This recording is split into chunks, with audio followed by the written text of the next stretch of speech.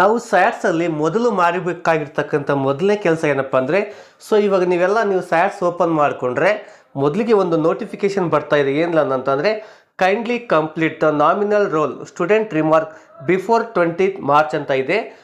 ನೀವು 20ನೇ ತಾರೀಕು ಮಾರ್ಚ್ ಒಳಗೆ ಇಲ್ಲಿ ಡಿಸ್ಪ್ಲೇ ಆಗ್ತಕ್ಕಂಥ ನಿಮ್ಮ ಶಾಲೆಯ ಒಂದು ನಾಮಿನಲ್ ರೋಲನ್ನು ನೀವೇನು ಮಾಡಬೇಕಾಗುತ್ತೆ, ಕಂಪ್ಲೀಟ್ ಮಾಡಬೇಕಾಗುತ್ತೆ. ಅದಕ್ಕಾಗಿ ನಾವೇನು ಮಾಡಬೇಕು, ಓಪನ್ ನಾಮಿನಲ್ ರೋಲ್ ಅಂತ ಒಂದು ಸ್ಕ್ರೀನ್ ಆದಮೇಲೆ ಕ್ಲಿಕ್ ಮಾಡೋಣ. ಆಗ ನಿಮ್ಮ ಶಾಲೆ ಇರ್ತಕ್ಕಂಥ ಈಗ ಮಕ್ಕಳ ಲೀಸ್ಟ್ ಇಲ್ಲಿ ಓಪನ್ ಆಗುತ್ತೆ. ಡಿಸ್ಪ್ಲೇ ಆಗುತ್ತೆ. ನೀವು ಇಲ್ಲಿ ಏನು ಮಾಡಿ ಅಂದರೆ, ಎಂಟ್ರೀಸ್ ಜಸ್ಟ್ 10 ಇರುತ್ತೆ. ಅದನ್ನು ನೀವು ಎಷ್ಟು ಬೇಕೋ ಅಷ್ಟಕ್ಕೆ ಜಾಸ್ತಿ ಮಾಡ್ಕೊಳ್ಳಿ. ಇಲ್ಲಿ ಚೈಲ್ಡ್ ಎನ್ರೋಲ್ಮೆಂಟ್ ಇರುತ್ತೆ, ಸ್ಟೂಡೆಂಟ್ ನೇಮ್ ಇರುತ್ತೆ, ಸ್ಟ್ಯಾಂಡರ್ಡ್ ಇರುತ್ತೆ, ಜೆಂಡರ್ ಇರುತ್ತೆ, ಸ್ಟಡಿಂಗ್ ಎಸ್ ಆರ್ ನೋ ಅಂತ ಇರುತ್ತೆ. ಇಲ್ಲಿ ನೋಡ್ಬೋದು, ಆ ಪ್ರತಿಯೊಂದು ಮಗು ಇಲ್ಲಿ ಇರ್ತಕ್ಕಂಥ ಪ್ರತಿಯೊಂದು ಮಗುವಿಂದ ಡಿಫಾಲ್ಟಾಗಿ ಎಸ್ ಅಂತ ಬಂದಿರುತ್ತೆ. ನೀವು ಚೆಕ್ ಮಾಡಿ ಆ ಒಂದು ಮಗು ನಿಮ್ಮ ಶಾಲೆಯಲ್ಲಿ ಇದೆಯಾ ಅಥವಾ ಇಲ್ಲ ಅಂತ. ಸರಿನಾ? ಇದ್ದರೆ ಎಸ್ ಅಂತ ಕೊಡಿ, ಇಲ್ಲ ಅಂದರೆ ನೋ ಅಂತ ಕೊಡಿ. ಸರಿನಾ? ಇಲ್ಲಿ ಎಲ್ಲ ಮಾಹಿತಿ ಒಂದ್ಸಲ ಚೆಕ್ ಮಾಡ್ಕೊಳ್ಳಿ. ಇಲ್ಲಿರ್ತಕ್ಕಂಥ ಎಲ್ಲ ಮಕ್ಕಳು ನಿಮ್ಮ ಶಾಲೆಯಲ್ಲಿ ಇದ್ದರೆ ನೀವೆಲ್ಲ ಒಂದ್ಸಲ ಚೆಕ್ ಮಾಡಿಕೊಂಡು ಎಷ್ಟು ಮಕ್ಕಳು ನಿಮ್ಮ ಪ್ರೆಸೆಂಟ್ ಎಷ್ಟಿದಾವೋ ಅಷ್ಟು ಮಕ್ಕಳನ್ನು ನೀವು ಚೆಕ್ ಮಾಡಿಕೊಂಡು ಇಲ್ಲಿ ಸಬ್ಮಿಟ್ ಅಂತ ಇದೆ. Are you sure want to submit the remark for 37 student ಅಂತ ಕೇಳುತ್ತೆ, ಅಥವಾ ನಿಮ್ಮ ಕೇಳುತ್ತೆ ಸೇವ್ಡ್ ಸಕ್ಸಸ್ಫುಲ್ ಅಂತ ಬಂತು. ಓಕೆ ಮೇಲೆ ಕ್ಲಿಕ್ ಮಾಡಿ. ಸರಿನಾ? ಇಲ್ಲಿ ನೋಡ್ಬೋದು nominal roll student remark submitted for this academic year ಅಂತ ಬಂತು. ಸರಿನಾ? ಇಲ್ಲಿ ಒಂದು ಸಾರಿ ಸಬ್ಮಿಟ್ ಆದಮೇಲೆ ತಿರುಗಿ ಏನು ಮಾಡೋದಕ್ಕೆ ಬರೋದಿಲ್ಲ. ನೋಡ್ಬೋದು ಎಲ್ಲ ಒಂದು ಮಕ್ಕಳ ಮಾಹಿತಿ submitted student studying in our school ಅಂತ ಇದೆ. ಅಂದರೆ ನಮ್ಮ ಶಾಲೆಯಲ್ಲೇ ಎಲ್ಲ ಮಕ್ಕಳು ಓದ್ತಿದ್ದಾರೆ ಅಂತ ಆಯಿತು. ಸರಿನಾ? ಇದು ನೀವು ಮಾಡಬೇಕಾಗಿರ್ತಕ್ಕಂಥ ಫಸ್ಟ್ನೇ ಕೆಲಸ. ನೆಕ್ಸ್ಟ್ ಕೆಲಸ ಏನಪ್ಪ ಅಂದರೆ, ಈಗ ಬರ್ತೇನೆ ವಾಪಸ್. ಎರಡನೇ ಕೆಲಸ ಏನಪ್ಪ ಅಂದರೆ, ಈಗ ನೀವು ನಿಮ್ಮ ಶಾಲೆಯ ಒಂದು ಚೆಕ್ ಲಿಸ್ಟನ್ನು ಡೌನ್ಲೋಡ್ ಮಾಡ್ಕೋಬೇಕು. ಸರಿನಾ? ಯಾವ ರೀತಿ ಚೆಕ್ ಲಿಸ್ಟ್ ಡೌನ್ಲೋಡ್ ಮಾಡ್ಕೋಬೇಕಪ್ಪ ಅಂದರೆ, ನೀವು ರಿಪೋರ್ಟಿಗೆ ಬನ್ನಿ. ರಿಪೋರ್ಟಲ್ಲಿ ಸ್ಟೂಡೆಂಟ್ ರಿಪೋರ್ಟ್ ಅಂತ ಇದೆ. ಆ ಸ್ಟೂಡೆಂಟ್ ರಿಪೋರ್ಟಿಗೆ ಬನ್ನಿ. ಅದರಲ್ಲಿ ಸ್ಟೂಡೆಂಟ್ ಚೆಕ್ ಲಿಸ್ಟ್ ಅಂತ ಒಂದು ಆಪ್ಷನ್ ಇದೆ. ಆ ಸ್ಟೂಡೆಂಟ್ ಚೆಕ್ ಲಿಸ್ಟ್ ಮೇಲೆ ಕ್ಲಿಕ್ ಮಾಡ್ಕೊಳ್ಳಿ. ನಮಗೆ ನೆಕ್ಸ್ಟ್ ಇರ್ತೀವಿ ಒಂದು ಇಂಟರ್ಫೇಸ್ ಓಪನ್ ಆಗುತ್ತೆ. ಇಲ್ಲಿ ಸರ್ಚ್ ಅಂತ ಕೊಡಿ. ಜಸ್ಟ್ ನೀವೇನು ಮಾಡಿ ಸರ್ಚ್ ಅಂತ ಕೊಟ್ಟಾಗ ನಿಮ್ಮ ಈ ವರ್ಷದ ಒಂದು ಸ್ಟೂಡೆಂಟ್ ಚೆಕ್ ಲಿಸ್ಟ್ ಓಪನ್ ಆಗುತ್ತೆ. ಅದನ್ನು ನೀವು ಡೌನ್ಲೋಡ್ ಮಾಡ್ಕೊಳ್ಳಿ. ಡೌನ್ಲೋಡ್ ಮಾಡ್ಕೊಂಡ್ಮೇಲೆ ಅದರಲ್ಲಿ ನೀವೇನು ಮಾಡ್ಬೋದು ಅಂದರೆ, ಈ ವರ್ಷದ ಒಂದು ಕಂಪ್ಲೀಟ್ ಸ್ಯಾಟ್ಸಲ್ಲಿರ್ತಕ್ಕಂಥ ಮಕ್ಕಳ ಮಾಹಿತಿ ವಿತ್ ಫುಲ್ ಡೀಟೇಲ್ಸ್ ಏನಿರುತ್ತೆ ಅದೆಲ್ಲ ಇರುತ್ತೆ. ನೀವು ನಿಮ್ಮ ಶಾಲಾ ದಾಖಲಾತಿಯೊಂದಿಗೆ ಇದನ್ನು ಒಂದು ಸರಿ ತಾಳೆ ನೋಡ್ಕೊಳ್ಳಿ. ಏನಾದರೂ ಮಕ್ಕಳ ಹೆಸರಲ್ಲಿ ತಿದ್ದುಪಡಿ ಇದ್ದರೆ, ತಂದೆ ತಾಯಿ ಹೆಸರಲ್ಲಿ ತಿದ್ದುಪಡಿ ಇದ್ದರೆ, ಡೇಟ್ ಆಫ್ ಬರ್ತಲ್ಲಿ ತಿದ್ದುಪಡಿ ಇದ್ದರೆ, ಕ್ಯಾಟಗರಿನಲ್ಲಿ ತಿದ್ದುಪಡಿ ಇದ್ದರೆ ನೀವು ಮಕ್ಕಳ ಡೀಟೇಲ್ಸನ್ನು ಅಪ್ಡೇಟ್ ಮಾಡ್ಕೊಳ್ಳಿ. ಓಕೆನಾ? ಇದು ನೀವು ಮಾಡಬೇಕಾಗಿರ್ತಕ್ಕಂಥ ಎರಡನೇ ಕೆಲಸ. ನೆಕ್ಸ್ಟ್ ಕೆಲಸ ಏನಪ್ಪ ನೀವು ಮಾಡಬೇಕಾಗಿರ್ತಕ್ಕಂಥದ್ದು ಅಂದರೆ, ಇದರಲ್ಲಿ ಸ್ಯಾಟ್ಸಲ್ಲಿ ನೀವು ಮಾಡಬೇಕಾಗಿರ್ತಕ್ಕಂಥ ನೆಕ್ಸ್ಟ್ ಕೆಲಸ ಅಟೆಂಡೆನ್ಸನ್ನು ಫಿಲ್ ಮಾಡ್ತಕ್ಕಂಥದ್ದು. ನೋಡಿ, ನೀವು ನೆಕ್ಸ್ಟ್ ಅಕಾಡೆಮಿಕ್ ಇಯರ್ಗೆ ಪ್ರಮೋಷನ್ ಮಾಡುವ ಸಂದರ್ಭದಲ್ಲಿ ನಾವು ಸುಮಾರಷ್ಟು ಪ್ರಾಬ್ಲಮ್ಸನ್ನು ಫೇಸ್ ಮಾಡ್ತಿದ್ದೀವಿ. ಆ ಒಂದು ಸಮಯದಲ್ಲಿ ನಿಮಗೆ ಯಾವುದೇ ಪ್ರಾಬ್ಲಮ್ ಬರಬಾರ್ದಪ್ಪ ಅಂದರೆ, ಇನ್ನು ಮುಂದೆ ಹೇಳ್ತಕ್ಕಂಥ ಒಂದು ಕೆಲಸಗಳನ್ನು ನೀವು ಕಡ್ಡಾಯವಾಗಿ ತಪ್ಪದೇ ಮಾಡಿದರೆ ನಿಮ್ಮಲ್ಲಿ ಪ್ರಮೋಷನ್ ಮಾಡುವ ಸಮಯದಲ್ಲಿ ಯಾವುದೇ ಪ್ರಾಬ್ಲಮ್ಸ್ ಆಗೋದಿಲ್ಲ. ಅದರಲ್ಲಿ ಮೊದಲನೇದೇನಪ್ಪ ಅಂದರೆ, ಅಟೆಂಡೆನ್ಸನ್ನು ಫಿಲ್ ಮಾಡಬೇಕು. ಸರಿನಾ? ನಾವು ಅಟೆಂಡೆನ್ಸನ್ನು ಅಪ್ ಟು ಮೇ ತಿಂಗಳಿಂದ ಹಿಡಿದು ಈ ಏಪ್ರಿಲ್ 10ರವರೆಗೂ ಕೂಡ ನಾವು ಪ್ರತಿಯೊಂದು ಮಗುವಿನ ಹಾಜರಾತಿಯನ್ನು ಎಂಟ್ರಿ ಮಾಡಬೇಕು. ಸರಿನಾ? ನೀವು ಕೇಳ್ತೀರಿ, ಸರ್ ಪ್ರಮೋಷನ್ ಮಾಡುವ ಸಮಯದಲ್ಲಿ ನಾವು ಕೆಲವು ಮಕ್ಕಳ ಹಾಜರಾತಿಯನ್ನು ಎಂಟ್ರಿ ಮಾಡಿರ್ತೇವೆ, ಆದರೂ ಕೂಡ ಪ್ರಮೋಷನ್ ಮಾಡುವ ಸಮಯದಲ್ಲಿ ಅಟೆಂಡೆನ್ಸ್ ನಾಟ್ ಫಿಲ್ಡ್ ಅಂತ ಬಂದಿರುತ್ತೆ. ಓಕೆನಾ? ಖಂಡಿತ ಬಂದಿರುತ್ತೆ. ಯಾವ ಮಕ್ಕಳಿಗೆ ಬಂದಿರುತ್ತೆ ಗೊತ್ತಾ? ನಿಮ್ಮ ಶಾಲೆಗೆ ಯಾವುದಾದ್ರೂ ಮಗು TC ಮಧ್ಯಕ್ಕೆ ಬಂದಿರುತ್ತಲ್ವಾ, ಶೈಕ್ಷಣಿಕ ವರ್ಷದ ಮಧ್ಯದಲ್ಲಿ ನಿಮಗೇನಾದರೂ ಬಂದಿದ್ದರೆ, ಶಾಲೆಗೆ ಬಂದಿದ್ದಾಗ ಆಗ ಒಂದು ಏನಾಗುತ್ತೆ, ಆ ಶಾಲೆಯ ಮಗು ನೀವೇನು ಮಾಡಿರ್ತೀರಿ, ಈಗ ನಿಮ್ಮ ಶಾಲೆಗೆ ಜೂನ್ ಜುಲೈ ಅಟೆಂಡೆನ್ಸ್ ಸಬ್ಮಿಟ್ ಮಾಡಿರ್ತೀರಿ. ಯಾವುದೋ ಒಂದು ಮಗು ಆಗಸ್ಟಿಗೆ ಬಂದಿರುತ್ತೆ. ಸರಿನಾ? ಅಂಥ ಮಗುವಿಂದು ನಿಮ್ಮ ಶಾಲೆಗೆ ಬಂದಾಗ ಆ ಮಗುವಿಂದು ಜೂನ್ ಜುಲೈದು ಎಂಟ್ರಿ ಆಗಿರೋದಿಲ್ಲ.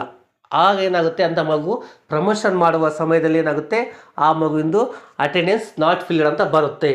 ಹಾಗಾಗಿ ನೀವು ಸರ್ ಚೆಕ್ ಮಾಡ್ಕೊಳ್ಳಿ. ನೀವು ನಿಮ್ಮ ಶಾಲೆಯಲ್ಲಿರ್ತಕ್ಕಂಥ ಎಲ್ಲ ಮಕ್ಕಳ ಹಾಜರಾತಿಯನ್ನು ಅಪ್ ಟು ಮೇಯಿಂದ ಹಿಡಿದು ಏಪ್ರಿಲ್ವರೆಗೂ ಎಲ್ಲ ಮಕ್ಕಳು ನಿಮ್ಮ ಶಾಲೆಯಲ್ಲಿ ಇದ್ದಾವಂಥವ್ರು TC ಬಂದವು ಎಲ್ಲ ಮಕ್ಕಳ ಹಾಜರಾತಿಯನ್ನು ಎಂಟ್ರಿ ಮಾಡಿದಿರಲ್ಲ ಇಲ್ಲ ಅಂತ ಒಂದ್ಸರಿ ಚೆಕ್ ಮಾಡ್ಕೊಳ್ಳಿ. ಹಾಜರಾತಿ ಯಾವ ರೀತಿ ಎಂಟ್ರಿ ಮಾಡೋದು ಅಂದರೆ ನಿಮ್ಗೆ ಆಲ್ರೆಡಿ ಗೊತ್ತಿದೆ. SATS ಅಲ್ಲಿ ಹಾಜರಾತಿ ಎಂಟ್ರಿ ಮಾಡೋದು ಸ್ಟೂಡೆಂಟ್ ಮ್ಯಾನೇಜ್ಮೆಂಟ್ಗೆ ಹೋಗಬೇಕು, ಅಟೆಂಡೆನ್ಸ್ ಡೀಟೇಲ್ಸ್ಗೆ ಹೋಗಬೇಕು, ಅಟೆಂಡೆನ್ಸ್ ಎಂಟ್ರಿ ಫಾರಮ್ಗೆ ಹೋಗಬೇಕು. ಸರಿನಾ? ಇಲ್ಲಿಗೆ ಹೋಗ್ಬಿಟ್ಟು ಇಲ್ಲಿ ತರಗತಿಯನ್ನು ಸೆಲೆಕ್ಟ್ ಮಾಡ್ಕೊಳ್ಳಿ. ನಿಮ್ಗೆ ಯಾವ ತರಗತಿ ಬೇಕು ಅಂತ ಸರ್ಚ್ ಕೊಡಿ. ಸರಿನಾ? ಇಲ್ಲಿ ನೋಡಿ, ನೀವು ಯಾವ ರೀತಿ ಚೆಕ್ ಮಾಡ್ಕೋಬೋದು ಅಟೆಂಡೆನ್ಸ್ ಯಾವ ರೀತಿ ಎಂಟ್ರಿ ಆಗಿದೆ ಅಂದರೆ, ಹಿಂದೆಲ್ಲ ಪ್ರಿಂಟ್ ಆಪ್ಷನ್ ಇತ್ತು, ವರ್ಷದ ಪೂರ್ತಿ ನಾವು ಪ್ರಿಂಟ್ ತಗೋಬೋದಾಯಿತು. ಬಟ್ ಇವಾಗ ಅಟೆಂಡೆನ್ಸ್ ಎಂಟ್ರಿದು ಪ್ರಿಂಟ್ ಆಪ್ಷನ್ ತೆಗೆದಾಕಿದ್ದಾರೆ. ಸೊ ಹಾಗಾಗಿ ನಾವು ಈ ರೀತಿಯೇ ಚೆಕ್ ಮಾಡ್ಕೋಬೇಕಾಗುತ್ತೆ. ಈಗ ನೋಡಿರಿ, ಮೇ ತಿಂಗಳದು ಸೆಲೆಕ್ಟ್ ಮಾಡ್ಕೊಂಡಿದ್ದೀನಿ, attendance already added to May ಅಂತ ಬಂತು. ಸೊ ಈಗ ಜೂನ್ ಸೆಲೆಕ್ಟ್ ಮಾಡ್ಕೊತೇನೆ. ನೆಕ್ಸ್ಟ್ ಹೀಗೆ ಒಂದೊಂದೇ ತಿಂಗಳು ಚೆಕ್ ಮಾಡ್ತಾ ಹೋಗಿ, ಒಂದೊಂದೇ ತಿಂಗಳದು ಮತ್ತು ಒಂದೊಂದೇ ತರಗತಿದು ಚೆಕ್ ಮಾಡ್ತಾ ಹೋಗಿ. ಸೊ ಈಗ ಏನಾಯಿತು ನೋಡಿ, ಈಗ ಆಗಸ್ಟ್ ತಿಂಗಳಲ್ಲಿ ಡಿಸ್ಪ್ಲೇ ಆಗ್ತಾಯಿದೆ, ಅಂದರೆ ಆಗಸ್ಟ್ ತಿಂಗಳಿಂದ ನಾವು ಅಟೆಂಡೆನ್ಸನ್ನು ಹಾಕಿಲ್ಲ ಅಂತ ಅರ್ಥ. ಇಲ್ಲಿಂದ ನಾವು ಹಾಜರಾತಿಯನ್ನು ಹಾಕಬೇಕಾಗುತ್ತೆ. ಆಮೇಲೆ ನೆಕ್ಸ್ಟ್ ಇಲ್ಲಿ ನೀವು ಮಾಡಬೇಕಾಗಿರ್ತಕ್ಕಂಥ ಇನ್ನೂ ಒಂದು ಕೆಲಸ ಏನಪ್ಪ ಅಂದರೆ,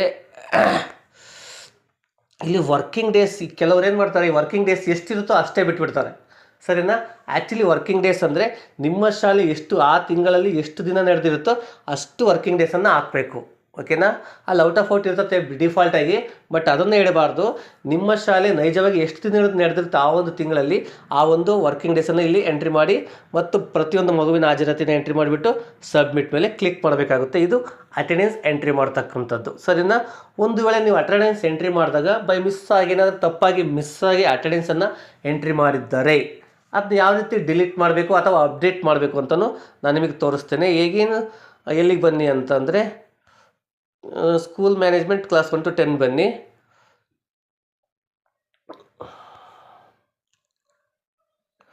ಅದರಲ್ಲಿ ಅಟೆಂಡೆನ್ಸ್ ಡೀಟೇಲ್ಸ್ಗೆ ಬನ್ನಿ. ಸೊ ಅದರಲ್ಲಿ ಅಪ್ಡೇಟ್ ಸ್ಟೂಡೆಂಟ್ ಅಟೆಂಡೆನ್ಸ್ ಅಂತ ಇದೆ, ಅಲ್ಲಿಗೆ ಬನ್ನಿ. ಅಲ್ಲಿಗೆ ಬಂದು ನೀವು ಯಾವ ಸ್ಟ್ಯಾಂಡರ್ಡ್ದು ಅಪ್ಡೇಟ್ ಮಾಡಬೇಕು ಆ ಒಂದು ಸ್ಟ್ಯಾಂಡರ್ಡನ್ನು ಸೆಲೆಕ್ಟ್ ಮಾಡ್ಕೊಳ್ಳಿ, ಜಸ್ಟ್ ಸರ್ಚ್ ಕೊಡಿ. ಆಗ ನೀವು ಯಾವ್ಯಾವ ತಿಂಗಳದ್ದು ಅಟೆಂಡೆನ್ಸ್ ಎಂಟ್ರಿ ಮಾಡಿದ್ರಿ ಅಲ್ಲಿ ಮಂತ್ ಎಲ್ಲ ನಿಮಗೆ ತೋರಿಸುತ್ತೆ, ಸರಿನಾ. ನೀವೇನು ಮಾಡಿ, ಇಲ್ಲಿ ಪ್ರತಿಯೊಂದು ಅದ್ರ ಮುಂದೆ ಡಿಲೀಟ್ ಅಪ್ಡೇಟ್ ಅಂತ 2 ಆಪ್ಷನ್ಸ್ ಇರುತ್ತೆ, ಸರಿನಾ. ಸೊ ನೀವು ಡಿಲೀಟ್ ಕೂಡ ಮಾಡ್ಬೋದು, ಅಪ್ಡೇಟ್ ಕೂಡ ಮಾಡ್ಬೋದು, ಸರಿನಾ. ಡಿಲೀಟ್ ಮಾಡೋದಕ್ಕೆ ಹೋಗಬೇಡಿ, ಅಪ್ಡೇಟ್ ಮೇಲೆ ಕ್ಲಿಕ್ ಮಾಡಿ ಅಟೆಂಡೆನ್ಸ್ ಏನಾದರೂ ತಪ್ಪಾಗಿದ್ರೆ ನೀವು ಅಟೆಂಡೆನ್ಸನ್ನು ಅಪ್ಡೇಟ್ ಮಾಡ್ಬೋದು. ಇದು ನೀವು ಮಾಡ್ತಕ್ಕಂಥ ನೆಕ್ಸ್ಟ್ ಕೆಲಸ. ಮತ್ತು ನೆಕ್ಸ್ಟ್ ಇದಾದ ನಂತರ ನೀವು ಮಾಡ್ತಕ್ಕಂಥ ನೆಕ್ಸ್ಟ್ ಕೆಲಸ ಯಾವುದಪ್ಪ ಅಂದರೆ, ನಾವು ನಮ್ಮ ಶಾಲೆಯಲ್ಲಿ ಇರ್ತಕ್ಕಂಥ ಪ್ರತಿಯೊಂದು ಮಗುವಿನ ಒಂದು CC ರಿಸಲ್ಟನ್ನು ಎಂಟ್ರಿ ಮಾಡಬೇಕಾಗುತ್ತೆ. FA1, FA2, FA3, FA4, SA1, SA2 ಒಟ್ಟು 4 FA 2 SA ರಿಸಲ್ಟನ್ನು ನಾವು ಎಂಟ್ರಿ ಮಾಡಬೇಕಾಗುತ್ತೆ. ಎಂಟ್ರಿ ಮಾಡಿದ ಮೇಲೆ ಅಟೆಂಡೆನ್ಸ್ ಎಂಟ್ರಿ ಮಾಡಿದ ಮೇಲೆ ನಮಗೆ ಪ್ರಮೋಷನ್ಗೆ ಯಾವುದೇ ತೊಂದರೆ ಆಗೋದಿಲ್ಲ. ಆಮೇಲೆ ಈ ವರ್ಷ ಎಕ್ಸ್ಪೆಷಲಿ 6 ಮತ್ತು 7ನೇ ತರಗತಿಗೆ ಏನು ಮಾಡಬಹುದು ಅಂತ ಅಂದರೆ, ಇವಾಗೇನು SA2 ಎಕ್ಸಾಮು ಇಲಾಖೆಯಿಂದ ನಡೀತಾ ಇದೆ ಅಲ್ವಾ.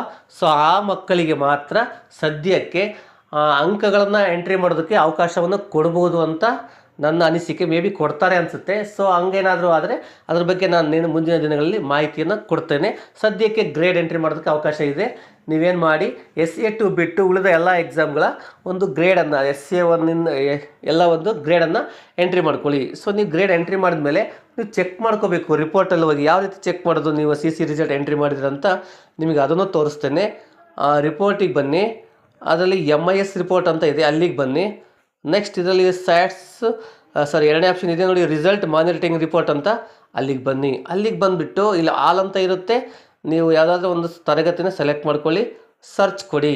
ಸರ್ಚ್ ಕೊಟ್ಟಾಗ ನಿಮಗೆ ನೋಡ್ಬೋದು ಇಲ್ಲಿ ಆ ಒಂದು ಮಕ್ಕಳ ಒಂದು ಯಾವ್ಯಾವ ರಿಸಲ್ಟನ್ನು ಎಂಟ್ರಿ ಮಾಡಿದ್ದೀರಿ. FA1, FA2, SA1, FA3, FA4, SA2 ಇಲ್ಲಿ ಪ್ರತಿಯೊಂದು ಮಗುವುದು ಮತ್ತು ಪ್ರತಿಯೊಂದು ಎಕ್ಸಾಮಿಂದು ಇಲ್ಲಿ ಡಿಸ್ಪ್ಲೇ ಆಗುತ್ತೆ. ಯಾವ ಮಗುವಿಂದು ಎಕ್ಸಾಮ್ ನೀವು ಏನಾದರೂ ಬಿಟ್ಟಿದ್ರು ಕೂಡ, ಒಂದು ಎಕ್ಸಾಮಿಂದ ಬಿಟ್ಟಿದ್ರು ಕೂಡ ಇಲ್ಲಿ ಡಿಸ್ಪ್ಲೇ ಆಗುತ್ತೆ ಆ ಮಗುವಿಂದು ರಿಸಲ್ಟ್ ಎಂಟ್ರಿ ಆಗಿಲ್ಲ ಅಂತ. ಸೊ ನೀವು ರಿಪೋರ್ಟಲ್ಲಿ ಚೆಕ್ ಮಾಡ್ಕೋಬೇಕು. ಚೆಕ್ ಮಾಡ್ಕೊಂಡಾಗ ನಿಮಗೆ ಗೊತ್ತಾಗುತ್ತೆ, ಸರಿನಾ. ಹೀಗೆ ನೀವೇನು ಮಾಡಿ, ಪ್ರತಿಯೊಂದು ತರಗತಿಯು ವೈಸ್ ನೀವು ರಿಪೋರ್ಟನ್ನು ನೀವು ಚೆಕ್ ಮಾಡ್ಕೋಬೇಕು. ಇದು ನೀವು ಮಾಡ್ತಕ್ಕಂಥ ನೆಕ್ಸ್ಟ್ ಕೆಲಸ. ಇದಾದ ನಂತರ ನೀವು ಮಾಡಬೇಕಾಗಿರ್ತಕ್ಕಂಥ ಇನ್ನೂ ಒಂದು ಕೆಲಸ ಯಾವುದಪ್ಪ ಅಂದರೆ, ಸೊ ಇದಾದ ನಂತರ ನೀವು ಮಾಡಬೇಕಾಗಿರ್ತಕ್ಕಂಥ ಮತ್ತೊಂದು ಕೆಲಸ ಯಾವುದಪ್ಪ ಅಂದರೆ ಪಾರ್ಟ್ ಬಿ, ಸರಿನಾ. ಪಾರ್ಟ್ ಬಿ ಯಾವ ರೀತಿ ಎಂಟ್ರಿ ಮಾಡೋದು ಅಂತ ತೋರಿಸ್ತೀನಿ. ಇಲ್ಲಿ SA2 ರಿಸಲ್ಟ್ ಅಂತ ಒಂದು ಆಪ್ಷನ್ ಇದೆ, ಅದ್ರ ಮೇಲೆ ಕ್ಲಿಕ್ ಮಾಡಬೇಕಾಗುತ್ತೆ. ಸೊ ಅದರಲ್ಲಿ ಇದೆ ನೋಡಿ, SA2 result entry or update part B ಅಂತ ಇದೆ, 3ನೇ ಆಪ್ಷನ್ನು. ಸೊ ಅದ್ರ ಮೇಲೆ ಕ್ಲಿಕ್ ಮಾಡಬೇಕಾಗುತ್ತೆ. ಅದ್ರ ಮೇಲೆ ಕ್ಲಿಕ್ ಮಾಡಿದರೆ ನಮಗೆ ನೆಕ್ಸ್ಟ್ ರೀತಿ ಒಂದು ಇಂಟರ್ಫೇಸ್ ಓಪನ್ ಆಗುತ್ತೆ. ಸ್ಟ್ಯಾಂಡರ್ಡನ್ನು ಸೆಲೆಕ್ಟ್ ಮಾಡ್ಕೋಬೇಕಾಗುತ್ತೆ. ಎಲ್ಲ ತರಗತಿಗೂ ಒಂದು ಎಂಟ್ರಿ ಮಾಡಲೇಬೇಕು. ಸೆಮಿಸ್ಟರ್ ನೋಡಿ, ನಾವು ಪಾರ್ಟ್ ಬಿನ 2ನೇ ಸೆಮಿಸ್ಟರಿಗೆ ಮಾತ್ರ ನಾವು ಎಂಟ್ರಿ ಮಾಡ್ತೇವೆ, ಸರಿನಾ. SA1ಗೆ ಎಂಟ್ರಿ ಮಾಡೋದಿಲ್ಲ. ಅದು ಪ್ರೋಗ್ರೆಸ್ ಕಾರ್ಡಲ್ಲಿ SA2ಗೆ ಏನು ಎಂಟ್ರಿ ಮಾಡಿರ್ತೀವಿ ಅದೇ ಆಟೋಮೆಟಿಕ್ಕಾಗಿ SA1ಗೂ ಕೂಡ ಜನ್ರೇಟ್ ಆಗಿರುತ್ತೆ. ಸೊ ಇಲ್ಲಿ ಸರ್ಚ್ ಕೊಡೋಣ, ಅಕಾಡೆಮಿಕ್ ಇಯರ್ ಚೇಂಜ್ ಮಾಡ್ಕೊಳ್ಳಿ, ಸರ್ಚ್ ಕೊಡಿ. ಸರ್ಚ್ ಕೊಟ್ಟಾಗ ಇಲ್ಲಿ ಡಿಸ್ಪ್ಲೇ ಆಗುತ್ತೆ ನಿಮಗೆ ಯಾವ್ಯಾವ ಗ್ರೇಡ್ ಅಂತ. ಡಿಫಾಲ್ಟಾಗಿ ಸಿ ಇರುತ್ತೆ. ನೀವು ಆ ಮಗುವಿನ ಒಂದು ಗ್ರೇಡನ್ನು ನೀವೇನು ಮಾಡ್ಕೋತ ಎಂಟ್ರಿ ಮಾಡಿ ಸಬ್ಮಿಟ್ ಮಾಡಬೇಕಾಗುತ್ತೆ. ಇದು ಪಾರ್ಟ್ ಬಿ ಎಂಟ್ರಿಗೆ, ಸರಿನಾ?